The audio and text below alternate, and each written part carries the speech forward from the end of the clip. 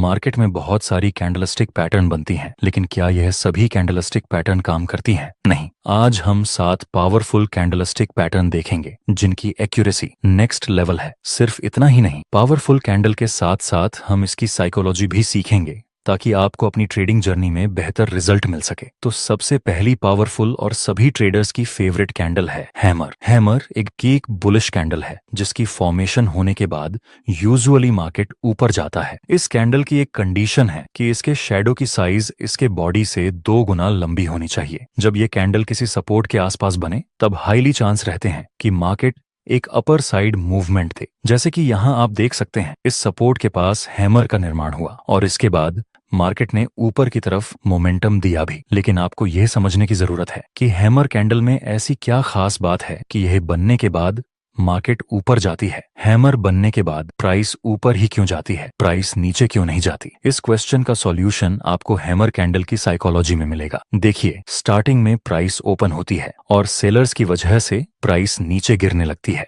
पर किसी important support के पास बायर्स एक्टिव होते हैं और प्राइस को ऊपर की तरफ पुश करते हैं। एंड में प्राइस जहां ओपन हुई थी उसके भी ऊपर बायर्स प्राइस को क्लोज करवाने में कामयाब रहते हैं। शुरुआत में सेलर्स ने पूरी कोशिश की थी प्राइस को नीचे गिराने की, लेकिन एंड में बायर्स ने पूरा कंट्रोल लेकर अपना डोमिनेंस दिखाया, जिसके बाद हमें हैमर कैंडल जैसी फॉर्मेशन मिलती है। इस कैंडल में अभी बायर्स का डोमिनेंस है। जब दूसरी कैंडल भी इस हैमर के हाई के ऊपर क्लोज हो जाए तब हम कंफर्म हो जाते हैं कि अब प्राइस यहां से एक अपर साइड मूवमेंट दे सकती है, क्योंकि यह दोनों ही कैंडल में बायर्स का डोमिनेंस है। अब दूसरी इंपॉर्टेंट कैंडल देखते हैं जो कि सेलर्स की पसंदीदा कैंडल में से एक है, वह है शूटिंग स्टार। शूटिंग स्टार एक भी बेयरिश कैंडल है जिसकी फॉर्मेशन होने के बाद यूजुअली प्राइस नीचे गिरती है। इसकी भी एक कंडीशन है कि इसके शैडो की लंबाई इसके बॉडी से मिनिमम 2 गुना ज्यादा होना चाहिए। जब यह कैंडल किसी रेजिस्टेंस के आसपास बने तो हाईली चांस रहेंगे कि प्राइस नीचे गिरे। जैसे आप देख सकते हैं, यहाँ मार्केट पहले अपर ट्रेंड में मूव कर रहा था, फिर हमें एक पुल बैक देखने को मिला और इस रेजिस्टेंस के पास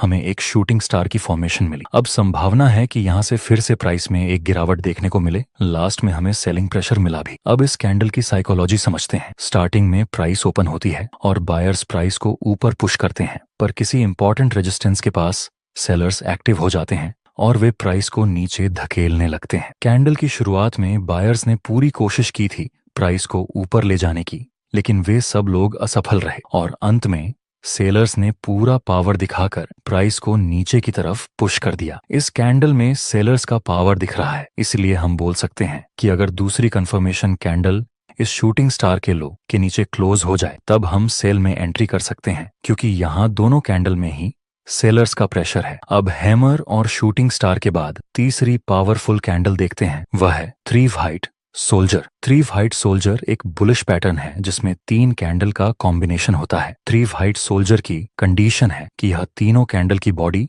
ज्यादा होनी चाहिए और शैडो मिनिमम, जिसमें हर एक कैंडल की क्लोजिंग प्राइस पिछली कैंडल के हाई से ऊपर होनी चाहिए और तीनों कैंडल का कलर ग्रीन होना चाहिए। जब यह कैंडलस्टिक पैटर्न किसी सपोर्ट के आसपास बने तब इसकी एक्यूरेसी नेक्स्ट लेवल तक पहुंच जाती है। दोस्तों, क्या आप इसको 3 वाइट सोल्जर पैटर्न कंसीडर कर सकते हैं? नहीं, इसको हम 3 वाइट सोल्जर कंसीडर नहीं कर सकते, क्योंकि इसमें दूसरी वाली कैंडल की क्लोजिंग प्राइस इस फर्स्ट वाली कैंडल के हाई से नीचे है, इसलिए हम इसको 3 वाइट सोल्जर पैटर्न नहीं बोल सकते। अब 3 वाइट सोल्जर की साइकोलॉजी समझते हैं। पहली कैंडल बनती है और बायर्स का फुल पावर होने की वजह से प्राइस ऊपर ही क्लोज हो जाती है। दूसरी कैंडल ओपन होती है और इसमें भी बायर्स अपना डोमिनेंस दिखाकर प्राइस को ऊपर पुश करने लगते हैं। दूसरी कैंडल भी ऊपर ही क्लोज हो जाती है। आखिर में तीसरी कैंडल भी ओपन होने के साथ बायर्स फिर से एक्टिव हो जाते हैं और एक बार फिर से प्राइस को ऊपर पुश करते हैं और प्राइस ऊपर ही क्लोज हो जाती है। यह तीनों कैंडल में बायर्स का फुल पोटेंशियल है,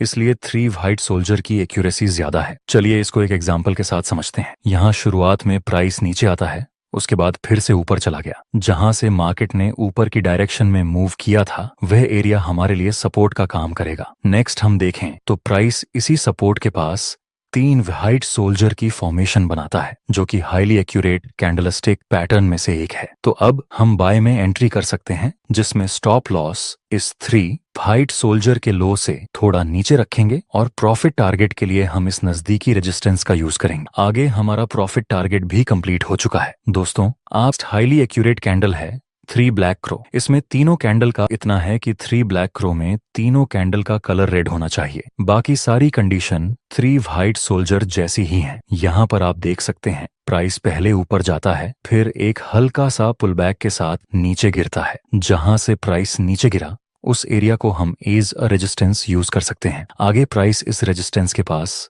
3 ब्लैक क्रो की फॉर्मेशन बनाता है, जो एक बेरिश सिग्नल है। तो फिर अब हम सेल में एंट्री कर सकते हैं। स्टॉप लॉस इस 3 ब्लैक क्रो के हाई से थोड़ा सा ऊपर और प्रॉफिट टारगेट के लिए हम नजदीकी सपोर्ट का यूज करेंगे। नेक्स्ट, एक बड़ी गिरावट के साथ हमारा प्रॉफिट टारगेट कंप्लीट हो गया। चलिए इसकी साइकोलॉजी समझते हैं। स्टार्टिंग में प्राइस ओपन होती है और सेलर्स की वजह से प्राइस नीचे आती है और नीचे ही प्राइस क्लोज हो जाती है। दूसरी कैंडल में भी सेलर्स की एक्टिविटी ज्यादा होने की वजह से प्राइस ओपन होकर नीचे क्लोज हो जाती है और थर्ड कैंडल में सेलर्स का पावर ज्यादा होने की वजह से प्राइस ओपन होकर नीचे क्लोज हो जाती है। यह तीनों ही कैंडल में सेलर्स सेल करने में ज्यादा इंटरेस्टेड हैं, इसलिए यहाँ संभावना है कि आगे भी प्राइस नीचे गिर सकती है। दोस्तों, इस वीडियो में हमने ट्रेडिंग के बहुत सारे न्यू कॉन्सेप्ट ऐड किए हैं, जिससे कि आपकी ट्रेडिंग जर्नी सिंपल हो जाए। वीडियो बनाने में हमारी पूरी टीम की बहुत ज्यादा मेहनत लगी है। अगर आप हमें सपोर्ट करना चाहते हैं तो एक लाइक जरूर कर देना। आपकी नेक्स्ट कैंडल है बुलिश एंगल्फिंग। ये कैंडलस्टिक पैटर्न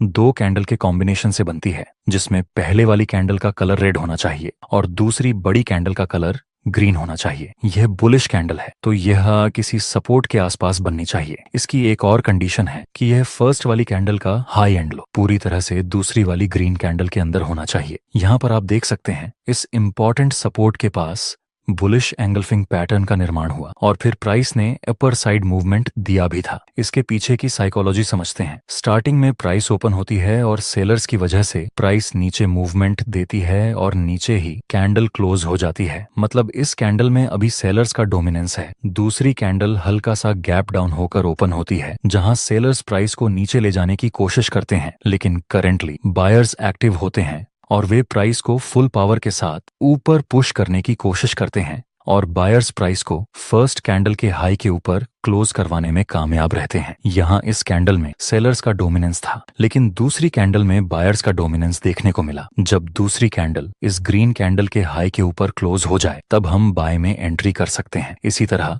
आपकी दूसरी पैटर्न है बेरिश एंगल्फिंग। इसका निर्माण होने के बाद यूजुअली मार्केट नीचे गिरता है। इसमें यह फर्स्ट कैंडल का कलर ग्रीन होना चाहिए और सेकंड कैंडल का कलर रेड होना चाहिए। यह बात जरूरी है कि बेरिश एंगल्फिंग किसी रेजिस्टेंस के आसपास बननी चाहिए, तभी इसकी एक्यूरेसी बेहतर रहेगी। इसमें भी यह फर्स्ट कैंडल का हाई और लो पूरी तरह से इस सेकंड कैंडल के अंदर होना चाहिए। आप देख सकते हैं यहाँ इस इंपॉर्टेंट रेजिस्टेंस के पास एक बेरिश एंगल्फिंग का निर्माण हुआ और फिर प्राइस ने एक डाउन साइड की मूवमेंट दी थी। इसकी क्या साइकोलॉजी है, चलिए देखते हैं। शुरुआत में प्राइस ओपन होती है और बायर्स की वजह से प्राइस ऊपर की तरफ मूवमेंट देती है और ऊपर ही क्लोज हो जाती है। दूसरी कैंडल हल्का सा गैप अप के साथ ओपन होती है और धीरे धीरे ऊपर जाती है, लेकिन सडनली सेलर्स एक्टिव होते हैं और वे प्राइस को बहुत ही ज्यादा नीचे ले जाते हैं। लास्ट में दूसरी कैंडल फर्स्ट कैंडल के लो के नीचे क्लोज हो जाती है। इस फर्स्ट कैंडल में बायर्स का डोमिनेंस था, लेकिन दूसरी कैंडल में सेलर्स ने अपना पोटेंशियल दिखाया। जब कंफर्मेशन कैंडल इस रेड कैंडल के नीचे क्लोज हो जाए, तब हम सेल में एंट्री कर सकते हैं। आपकी आखिरी कैंडलस्टिक पैटर्न है डोजी। दोस्तों, डोजी एक इंडिसीजन कैंडल है। डोजी कई तरह की होती है, जैसे कि dragon fly doji, long leg doji, common doji, लेकिन आपको इसको इतना कॉम्प्लिकेटेड नहीं करना है, आपको इसे सिंपल ही रखना है। देखिए, डोजी में जो बॉडी होती है वह बिल्कुल ही ना के बराबर होती है और लंबे शैडो होते हैं। इसको आप बाय करने के लिए भी यूज कर सकते हैं और सेल करने के लिए भी यूज कर सकते हैं। कैसे, आइए देखते हैं। जब किसी इंपॉर्टेंट सपोर्ट के पास डोजी कैंडल मिले और दूसरी कैंडल डोजी के हाई के ऊपर क्लोज हो जाए, तब आप बाय में एंट्री कर सकते हैं। इसी तरह जब डोजी किसी इंपॉर्टेंट रेजिस्टेंस के पास बने और दूसरी कंफर्मेशन कैंडल डोजी के लोरी के नीचे क्लोज हो जाए, तब आप सेल में एंट्री कर सकते हैं। याद रहे दोस्तों, डोजी के आधार पर ट्रेड लेते समय आपको हमेशा कंफर्मेशन कैंडल का वेट करना है, क्योंकि यह इंडिसीजन कैंडल है। चलिए इसकी साइकोलॉजी समझते हैं। शुरुआत में प्राइस ओपन होती है और सेलर्स प्राइस को नीचे पुश करते हैं, लेकिन बायर्स एक बार फिर से प्राइस को ऊपर ले जाते हैं। जैसे ही प्राइस ऊपर जाती है, सेलर्स फिर से एक्टिव होते हैं और प्राइस को नीचे पुश कर देते हैं और जहां प्राइस ओपन हुई थी उसके आसपास ही क्लोज हो जाती है। सेलर्स ने कोशिश की थी प्राइस को नीचे ले जाने की, लेकिन वे नाकामयाब रहे, और वहीं बायर्स ने भी कोशिश की थी प्राइस को ऊपर ले जाने की, लेकिन वे भी सफल नहीं रहे, जिस वजह से इस कैंडल को हम इंडिसीजन कैंडल बोलते हैं। दोस्तों, अगर आपको इस वीडियो से कुछ ना कुछ वैल्यू मिली हो तो लाइक जरूर करना, और